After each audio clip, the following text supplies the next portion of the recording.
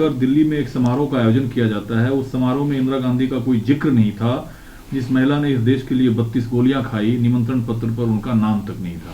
देखिए, मैं समझता हूं कि इसी से थोड़ा वो एक है ना, वो अटल जी ही कहा करते थे, छोटे मन से कोई बड़ा नहीं होता। तो ये छोटा मन का प्रतीक है।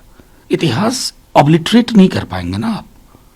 उस दौर की सैन्य शक्ति की जो प्रतिनिधित्व कर रहे थे और जो पॉलिटिकल विल था, जहां अमेरिका को चुनौती मिल गई, चीन खामोश हो गया, और अगर मुझे 50 वर्ष बाद मैं समझता हूं बांग्लादेश के भी गले नहीं उतरेगा, जहां हमारे महामहिम गए हुए थे।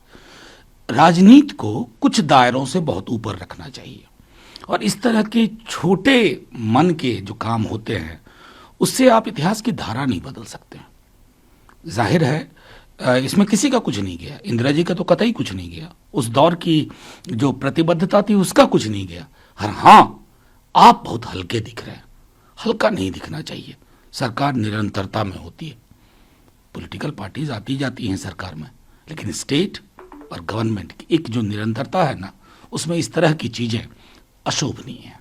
दूसरा सवाल सर ये है कि विश्व हिंदू परिषद ने है कि तबलीगी जमात पर प्रतिबंध लगाइए, और दारुल उलूम देवबंद और पॉपुलर फ्रंट ऑफ इंडिया जैसे जो संगठन है ये इसे पोषित करता है, इस पर भी कार्रवाई करने की जरूरत है। मैं तो सीधे कहता हूं, काहे आग्रह कर रहे हैं सरकार में, सीधे बैठिए ना आप ही।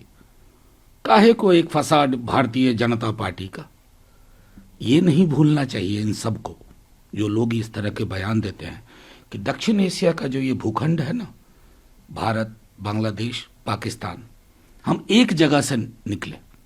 कल परसों ही कहा हमारे माननीय रक्षा मंत्री जी ने कि गलत हुआ धर्म के आधार पर विभाजन।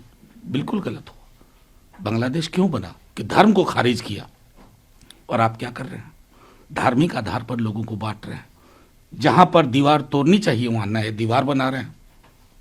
मैं समझता हूं खुद प्रधानमंत्री जी को एक अंतर्राष्ट्रीय छवि का भी ध्यान रखना चाहिए कि हमारे देश की छवि ये लोग किस प्रकार खराब कर रहे हैं। वो संदेश अच्छा नहीं जाता है। इस तरह के लोग बयान देते हैं, आप मुझसे प्रतिक्रिया लेते हैं, मैं प्रतिक्रिया देता हूं, उनका काम इतने में हो जाता है। इस तरह के काम हो जाने पर ना बंद होना ना चाहिए।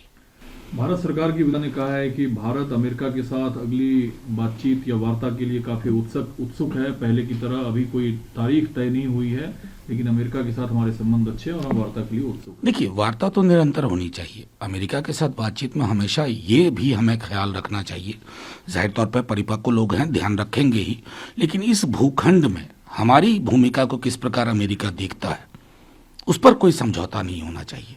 उसमें जब किंतु परंतु लगता है तो हमें दिक्कत होती है। अगर आप कहते हैं कि आप ओल्डेस्ट डेमोक्रेसी, हम लार्जेस्ट डेमोक्रेसी, तो संवाद के स्तर में वो बात बनी रहनी चाहिए। एक सर और आखिरी सवाल है, अखिलेश यादव जाने वाले हैं, चुनाव प्रचार कर रहे हैं। पहले समाजवादी पार्टी के नेता, उनके चाचा शिवपाल सिंह यादव जी को बाहर कर दिया गया था। अब अखिलेश यादव ने उनसे मुलाकात कर अलायंस तय कर दिया है। तो ऐसे में गुड गवर्नेंस, कदाचार मुक्त, भ्रष्टाचार नहीं, ये बताइए, ऐसा पहली बार हुआ है क्या कि किसी को पार्टी से निकाल देने के बाद या उस पार्टी ने न लिया? उदाहरण दूं, भाजपा के एफिडेविट दे दिया था कल्याण सिंह जी ने, क्या क्या नहीं कहा था, इवन बाबरी मस्जिद, राम जन्मभूमि वाले मसले पे, फिर आपने लिया ना। आपकी मजबूरियां थी। आप लें तो वो उदाहरण स्वरूप प्रस्तुत किया जाए, दूसरा ले तो आप उसमें 3-13 तिकड़म ढूंढना शुरू करें। मैं समझ रहा हूं इलेक्शन इस सर पे है, हर पार्टी अपनी ओर से कोशिश कर रही है कि खंड खंड उसका आधार विभाजित ना हो।